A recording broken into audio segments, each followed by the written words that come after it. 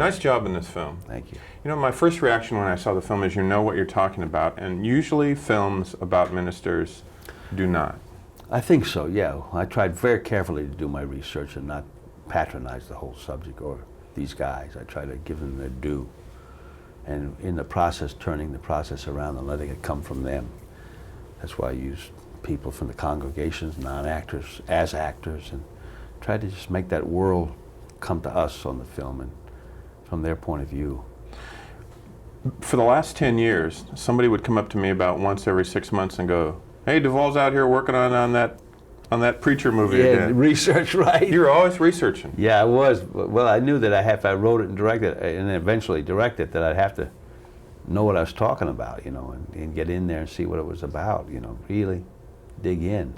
And to find these people. Yeah. You cast a lot of non-actors in your Yeah, film. oh yeah. Well, through the years, like Paul Baggett, the preacher out of Nashville, he was in the tag team preaching scene, and then I read Reverend Johnson has a corner church down there in Dallas. The heavy set guy that's in the spirit, you know, and he did a great job. And Sister Faye Wynn, Yeah. I saw her in a big tent church down there one night. There was only 3 people in the audience, and she had a beautiful red hat on, and she preached, so I put her in the movie, Sister Wynn. And then Brother Cole, oh, he's a wonderful man. He's a preacher, the one-legged man. He lost his leg a few years ago. He's from Dallas. He didn't even go to the movies. And he played the Bayou Man. He's wonderful. People say, "What did you find?" I said, "He's not an actor." You know, so we got a number of people from Dallas in the movie. The character you play, Sonny, is a troubled soul. Yeah, he can be troubled for sure, especially when these turn of events go against him, you know, in the movie. Yeah, his church taken from his wife's messing around. Well, he continues. He continues to sometimes cause his own misery. Oh yeah, yeah. And when he whacks that guy out, he didn't mean to do that, but you know, then most of us would wait around to be caught. We wouldn't know what to do, but he has a certain sense of adventure, so he crashes his car in a bayou, and he's going to see what happens in a good way and if he gets caught. I want to take he knew he did something bad at the moment he hit that guy. He knows it was pretty lethal. Well, he's always known when he's bad. Yeah, right. Yeah. He does. Self-examination, maybe he goes through that, which is good. He's a guilty soul. Yeah.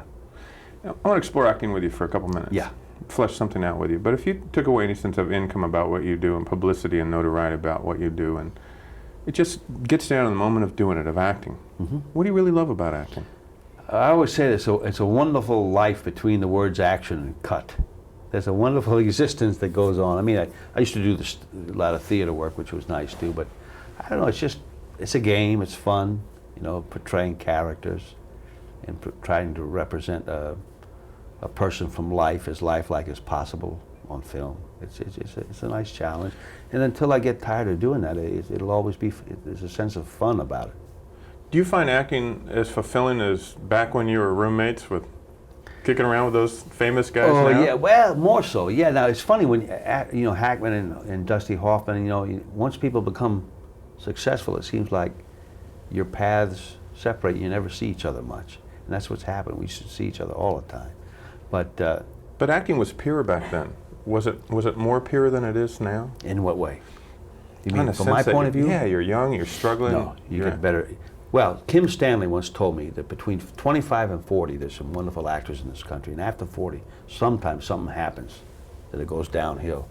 So I've always used that as a guide, and from my point of view, I've always been a late bloomer, so I think I'm a better actor now than ever. So I try to keep the purity, whatever, and instill that in my work. But there is a purity way back when you know, an innocence, but you know, they're good actors then, but they're wonderful young actors now, as much as ever. So it's always an evolution thing, you know. But you know, I've always tried to keep my sense of being fresh, and always try to feel that I would be in the potential. As long as I did it, I was always be in a state of the potential of trying to grow. Oh, this is some of your best work. Thank you, I enjoyed it. I'm real proud of you. Thank you, sir. You know this stuff. Yeah, tell those people in Dallas, yeah. Oh, we will. Reverend Cole and all